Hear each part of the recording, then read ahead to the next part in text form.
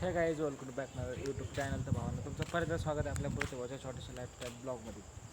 तर भावानं आपल्याजवळ कॅमेरा नाही आणि माईक नसल्यामुळे आपला आवाज थोडा डाऊनमध्ये येतो, तर भावानं समजून घ्या नाही का. तर आता आपण जायलो आपल्या हॉस्टेलला झोपायला आणि ऑलरेडी वाजलेले 10:30-11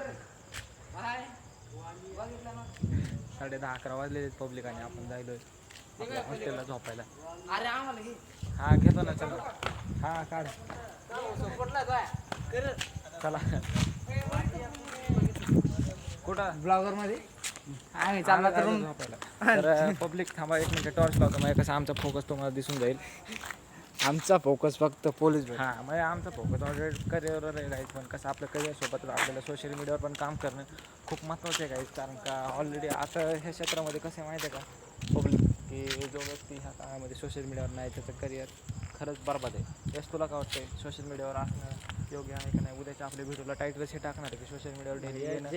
थांब, उद्याच्या गाईज आपल्या व्हिडिओसाठी हे टायटल राहणार आहे की सोशल मीडियावर रोज डेली येणं हे बरोबर आहे का नाही, फायदेमंद आहे का नाही.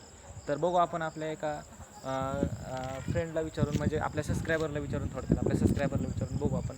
तर भाऊ मला सांगतो की मी असं रोज सोशल मीडियावर येतो, माझ्याकडे कंटेंट नसतो, काय नसतो बरं का. कंटेंट काय नसतो, मी येतो फक्त माझं तोंड दाखवतो आणि असंच इकडं तिकडं बोलतो मी आणि मी अपलोड करून देतो. आणि कंटेंट माझ्याकडे आहे, पण सध्या मी आहे हॉस्टेलला आणि हॉस्टेलचे मला बाहेर जाऊ देत नाही. मग मी माझ्या वेळेत वेळ काढून मी माझा ब्लॉग बनवते. तर मला ही माझी प्रोसेस पुढे घेऊन जाईल का, ही प्रोसेस माझी फायदेमंद आहे का, आणि हे मी करणं योग्य आहे का? थोडक्यात माझ्या पब्लिकला ऑडियन्सला सांग बरं थोडं.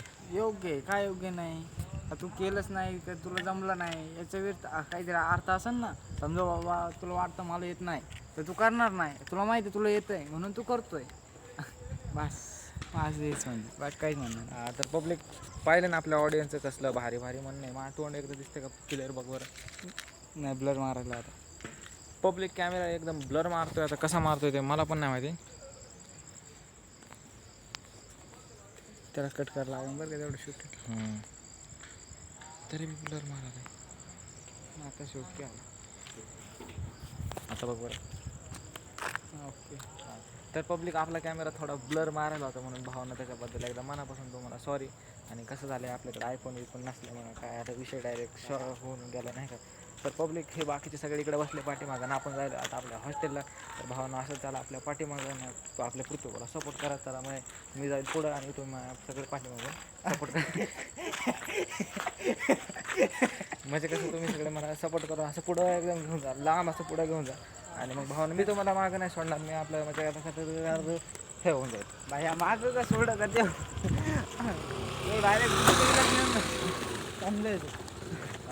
हां तर भावांनो आता आपण आलो आहे खुल्या मैदानामध्ये. तिथं मागं मी हळूहळू बोलत होतो, पण त्याच्या मागं पण एक खूप मोठं जबरदस्त कारण होतं. सीन असा होता की काही तिथे आहे आपली लॅब आणि लॅबला बसलेले आहेत विद्यार्थी. जर का विद्यार्थ्यापर्यंत आवाज गेला तर त्यांना आपल्यामुळे प्रॉब्लेम होऊ नये. माझं फक्त एकच म्हणणं आहे की माझ्या वागण्यावरून समोरच्याला कसल्याही प्रकारचा त्रास नाही झाला पाहिजे असं मला वाटतं काहीच.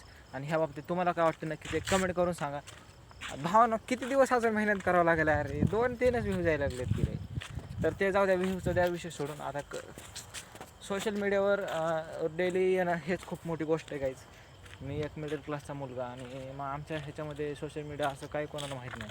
आणि एकदम असे ब्लॉग बनवते रोज सोशल मीडियावर दाखवते. मग कधी कधी मलाच आश्चर्यचकित व्हायला की मी हे ब्लॉग बनावं लागलं नाही.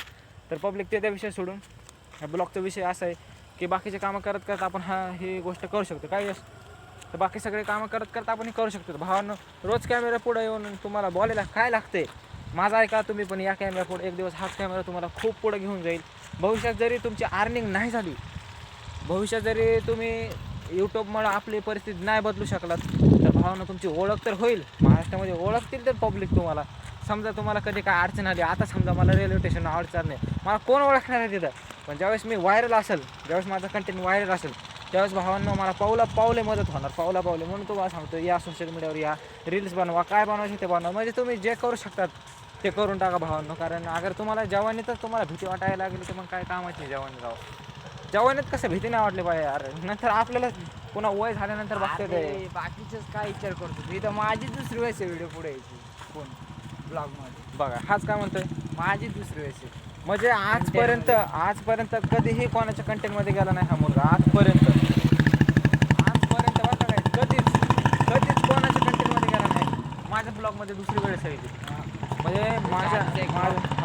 म्हणजे माझ्या व्हिडिओमध्ये ह्याची फक्त दुसरी वेळ आहे. आता ह्याचं ऑलरेडी आपण जर ह्याचं गणित काढलं म्हणजे ह्याचं वय जर काढलं आपण तर ऑलरेडी 17चा असेल 70 असेल 17+ झाले ऑलरेडी. आणि हा मुलगा काय म्हणतो की मी कॅमेऱ्यासमोर नाही आणखीन फक्त माझ्यामुळं आला तो ब्लॉगमध्ये दिसला. तर भावना तुम्ही समजून घ्या आपल्या इंडियातली महाराष्ट्रातली पब्लिकचा माइंडसेट कुठल्या लेवलला आहे. तर भावना हा माइंडसेट आपल्याला पुढे घेऊन जायचं आहे आणि आपण असले क्रांतिकारक तुम्ही सगळे क्रांतिकारक बना, सगळे ब्लॉग बनवा आणि सगळे समोरच्यांना मोटिवेशन द्या. म्हणजे सगळेच सोशल मीडियावर कामं करतील आणि सगळेच पुढे जातील. आपण म्हणजे कसं आपला इंडिया डायरेक्ट टॉपला जाईल नाही का. तर भावना उद्या आपल्याला ड्युटी लागेल. आपण ड्युटी बी लागल्यावर आपण आपला ब्लॉग कंटिन्यू चालू ठेवणार आहे आणि म्हणजे आयुष्यात कुठलीही अडचण होते आपला ब्लॉग नाही बनवणार. आयुष्यात जरी विसरला मित्रांनो आई शपथ सांगेन तू याच्या घरात जाऊनच नाही. हां म्हणजे कसं आता आपला ब्लॉगचा एक विषय असा आहे की आपण खूप फ्रेंडली म्हणजे जेवण चालू होतं म्हणा. हां जेवण चालू होतं म्हणा. कुठं तिथे विचार होता जायचं. पब्लिक ते बघा तिकडं पाठीमागं दिसतंय ते डेकोरेशन लावलेलं घराला तिकडे चालू होतं जेवण आणि आमचा प्लॅन होता जायचं तिकडं पण जाऊ दे. आता कसं आम्हाला इन्व्हिटेशन नाही ना दिलं आम्ही गेलो नाही बरोबर ना. हां आम्हाला इन्व्हिटेशन नसलं तरी जातो काहीच आम्ही पण सध्याला मूड नव्हता. मेन प्रॉब्लेम मूड नसल्यामुळे काही जाणं झालं नाही म्हणलं आपला गेलो. तर पब्लिक आपल्या लॅबचा टायमिंग आहे 10:30 10:30 ते 11 आपल्याला लागतं व्हिडिओ एडिटिंग करायला टाईम. कारण का व्हिडिओ एडिटिंग करणं हे खूप महत्त्वाचं आहे. कारण का हीच गोष्ट आपल्याला भविष्यात खूप पुढे घेऊन जाणार आहे. म्हणून आता आपण आलो रूमला आणि आता आपण करतो व्हिडिओ एडिटिंग. तोपर्यंत तुम्ही घ्या आपल्या व्हिडिओला सबस्क्राईब करून आणि कमेंटमध्ये नक्कीच सांगा व्हिडिओ कसा बनला आजचा. आपले भावांनो आपल्या पृथ्वीला सबस्क्राईब करा. भेटू आपण आता उद्या. थँक्यू सो मच माझा व्हिडिओ शेवटपर्यंत बघितल्याबद्दल. बाय बाय टाटा. ओके.